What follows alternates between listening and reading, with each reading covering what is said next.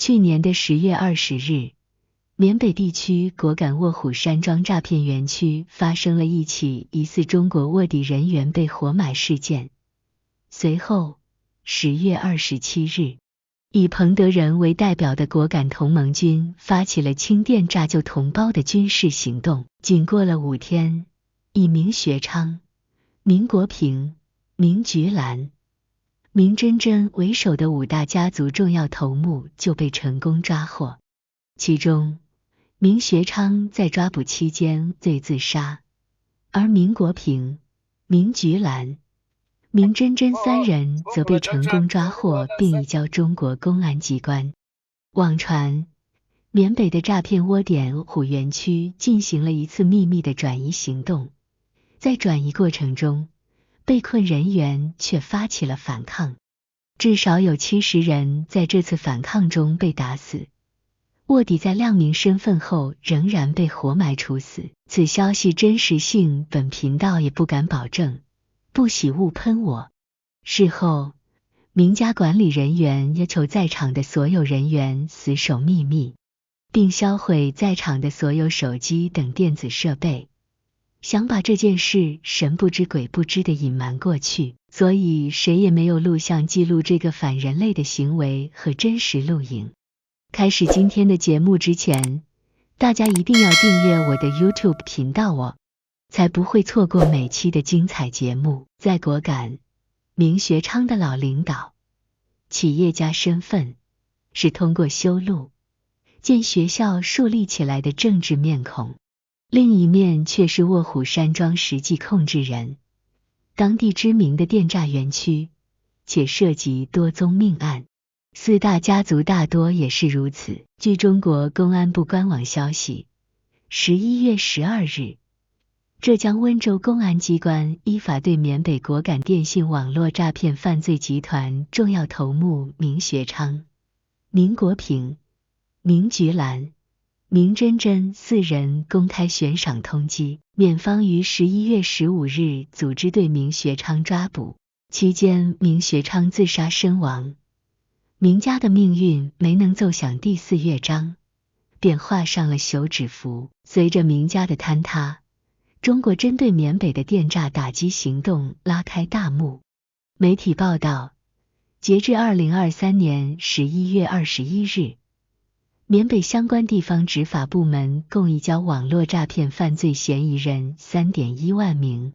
这庞大的数字背后，是果敢过去几十年来的忠诚与背叛、逃离与回归、贪婪与野蛮的悲惨叙事。故事从2015年2月7日展开比较合适。那天是缅甸掸邦果敢自治区所在地第1特区政府原主席彭家声的85岁大寿。流亡了5年，老人家原本只想在寨子里过个安静的生日。寨子距离果敢有400多公里，当天前来祝寿的人有700-800人之多，这让一度消失的彭家声重回公众视野。生日后的第3天，彭家声指挥着自己的武装力量果敢同盟军，开启了夺回果敢老街的探亲战争。人们冠以彭家声很多名号，最响亮的是果敢王。我们讲一下彭家声的历史故事。彭的祖上来到果敢，靠担子卖冥币为生，后来娶了当地土司的女儿，成了当地的头。18岁彭家声参加了当地组织的军事训练营，从流落果敢的国民党残军那接受了系统的军事训练，之后成长为果敢的政治强人。讽刺的是，后来彭家声联合解放军围剿了那支残余部队，他背叛了自己的老师。关于如何成为果敢王，彭家声的自述是：缅甸有135个少数民族，却不允许有汉族。在缅甸的汉族人只能叫果敢族。在缅族一家独大的局势中，果敢族和其他少数民族都被排挤和歧视，甚至没有购买土地的资格。彭家声说，我们堂堂汉族是世界上最大的民族，可我们在海外却无家可归，像吴娘的儿，始终受人家的欺负和压迫，所以他组织当地的果敢族，用了2年时间，将政府军赶出果敢，在1968年实现了果敢自治。果敢王高调地走进了果敢历史，成为后人眼里果敢汉人的守护者。在那场驱赶政府军的滚弄战役里，就有明学昌的影子。那个1954年出生的小伙子，早早地加入了彭家声的果敢民主同盟军。他从通讯员干起，20多岁就做到了清水河村村长。离开部队的发展路径，预示着明学昌更擅长行政管理。总之，在后来一系列同盟军与缅甸政府军对抗的岁月里，明学昌都深受彭家声喜爱，甚至私下里称彭为干爹。一边在间歇性的和政府军交火，彭家声一边也利用自己的影响力禁毒，发展经济，让缅北保持和平稳定。彭家声的逻辑是，禁毒会改变果敢原本的利益链，所以才需要找到新的发展之道来保障收入。可在举世闻名的金三角地区禁毒，就会受到反弹。比如明学昌在担任果敢县东山区区长期间，正实行罂粟根除计划，但他私下里抢下不少土地，部分用于种鸦片赚黑钱，还有的拿来出租。一明一暗的生意让明学昌成为有钱人。在当地老一辈人的口中，明学昌的标签是爱偷抢，戾气重。无论如何，明学昌崛起了。2009年，他从果敢县长的职位做到了果敢自治区副主席、敢邦议会议员。也就是那一年的8月8日，缅甸政府军忽然进入果敢地区，搜查彭家声的军事仓库，理由是买卖海洛因。可当局并没有搜查出毒品，于是以非法生产武器为由，要求彭家声和他的2个儿子出庭。政府军和忽然出现，后来人们知道是白所成、魏超人、刘国喜叛变，他们曾是彭家声麾下的得力干将。彭家声说，我把白所成从一个马夫提到了师长，他竟然背叛我。策动叛变3人的军事背景，让他们都成了果敢4大家族之一。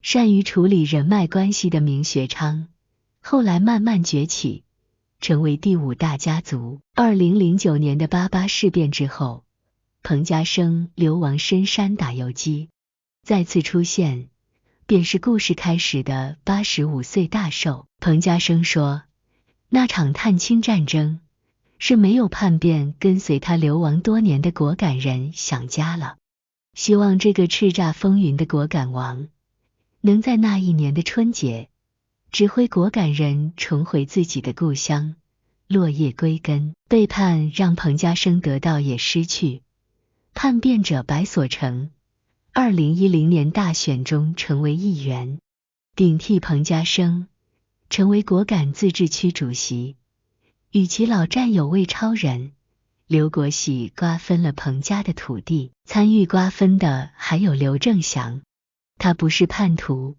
而是与缅甸政府军关系最密切的人，是老街的首富。4大家族的叫法由此而来。这种密切的关系让4大家族各自划分好了势力范围。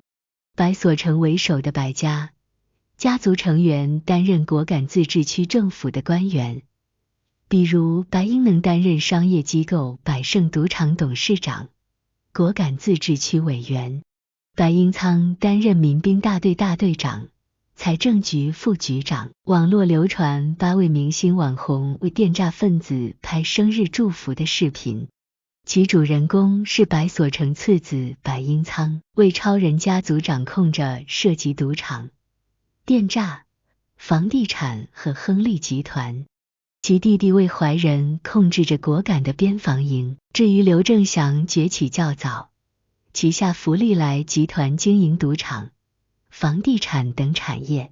刘国喜为代表的刘氏家族，则主要经营果敢地区的矿山，从事毒品贸易，并在一定程度上开采矿产，而参与人口贩卖、奴隶黑窑和有背景的四大家族不同，明学昌没有显赫的背景势力加持。最初，卧虎山庄只是果敢普通的赌博、贩毒和吃饭的场所。有所不同的是，山庄里有一片地下靶场，吸引了不少退伍军人。2019年，明学昌将卧虎山庄的一部分土地卖给外国商人，那片土地后来变成了4栋大楼，成了有数千人聚集的电诈中心。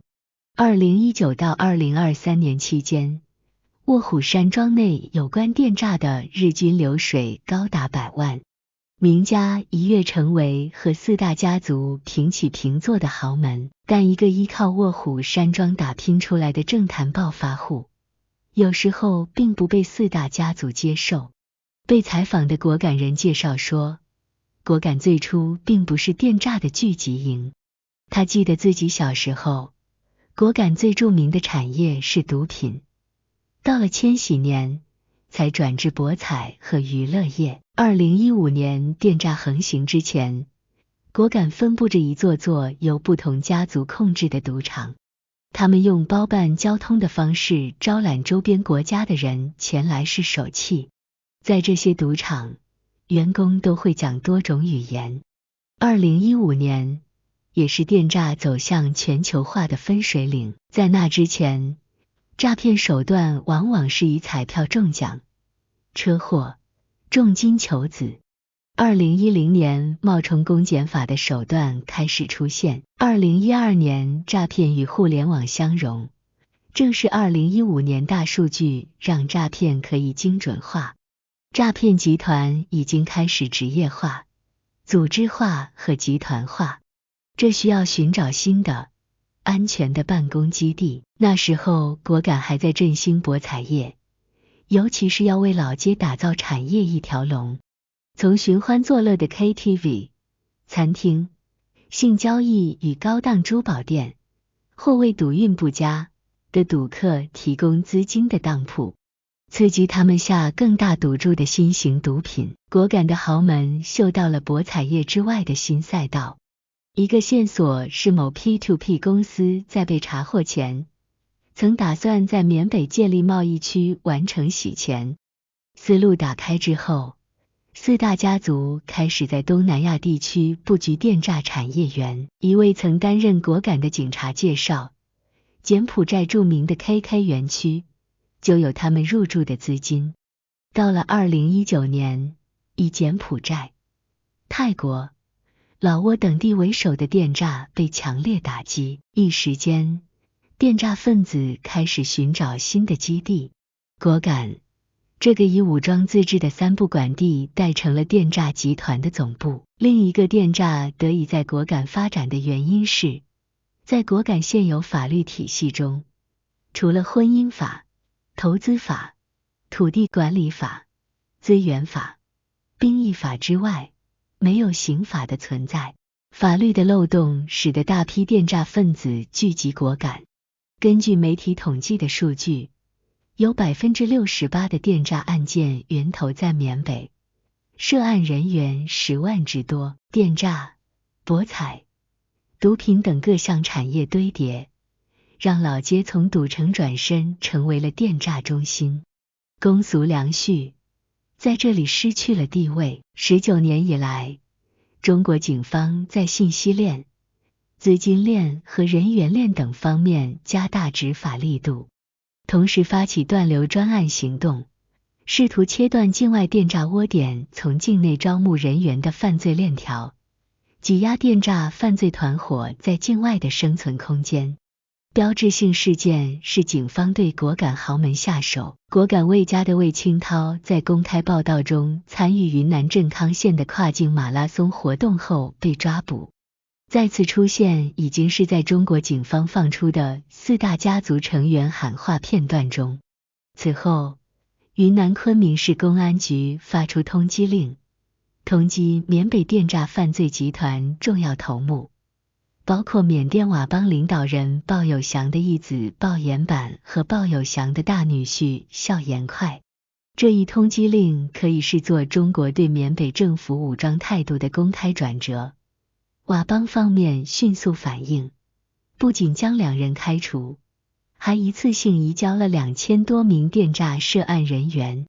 卧虎山庄的1020事件，让警方开始针对名家进行通缉和打击，手段之强硬，让各个电诈园区受到压力。盘踞在果敢15年的几大豪门面临瓦解。